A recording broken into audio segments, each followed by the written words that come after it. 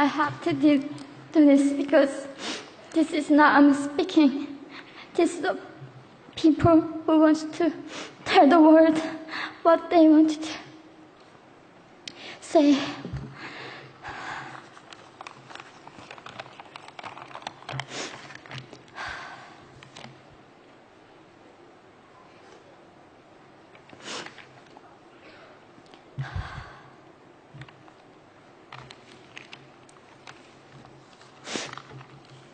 North Korea is an unimaginable country.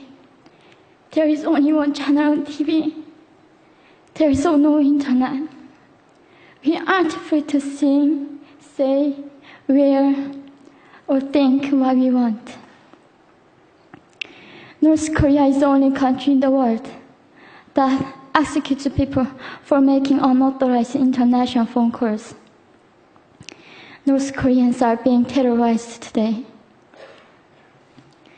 When I was growing up in North Korea,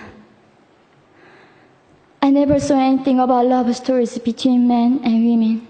No books, no songs, no press, no movies about love stories. There is no Romeo and Juliet. Every story was propaganda to brainwashes about the Kim dictators.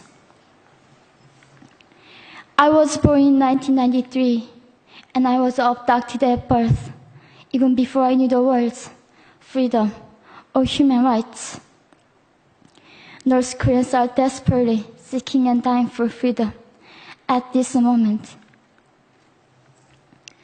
When I was 9 years old, I saw my friend's mother publicly executed. Her crime? Watching a Hollywood movie.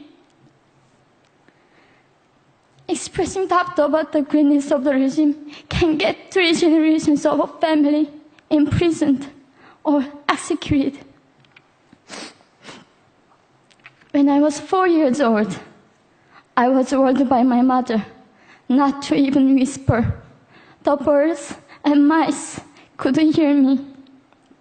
I admitted I thought the North Korean dictator could read my mind.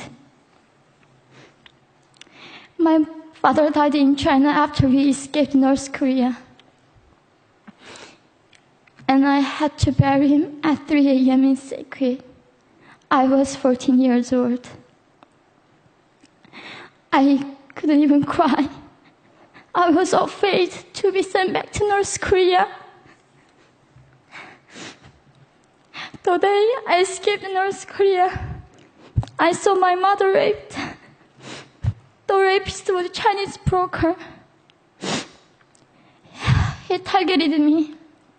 I was 13 years old. There is a saying in North Korea, women are weak, but mothers are strong.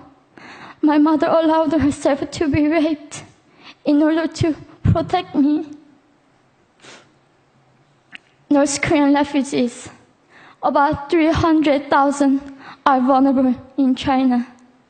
70% of North Korean and teenage girls are being victimized, sometimes sold for as little as $200. We walked across the Gobi Desert, following a compass. When they stopped working, we followed the stars to freedom. I felt only the stars were with us. Mongolia was our freedom moment. Death or dignity. Armed with knives, we were prepared to kill ourselves if we were going to be sent back to North Korea. We wanted to live as humans.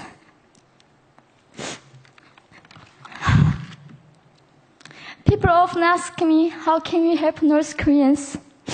There are many ways, but I would like to mention 3 for now. 1, educate yourself so you can raise awareness about human crisis in North Korea. 2, help and support North Korean refugees who are trying to escape to freedom. 3. Petition China stop repatriation. We have to shed a light on the darkest place in the world. It isn't just North Korean human rights. It's our rights that North Korean dictators have violated for 7 decades. We need governments all around the world to put more pressure on China to stop repatriation. In particular, Chinese delegates of One Young World can play a part by speaking up.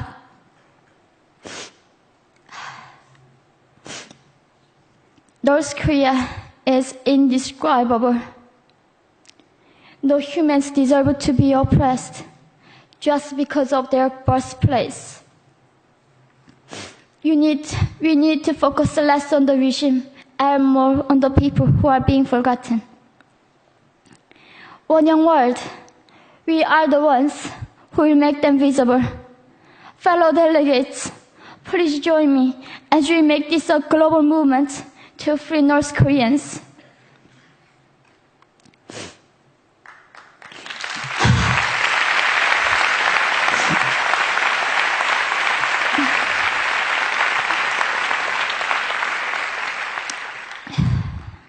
When I was crossing the Gobi Desert, scared of dying, I thought nobody in this world cared. It seemed that only the stars were with me. But you have listened to my story. You have cared. Thank you very much.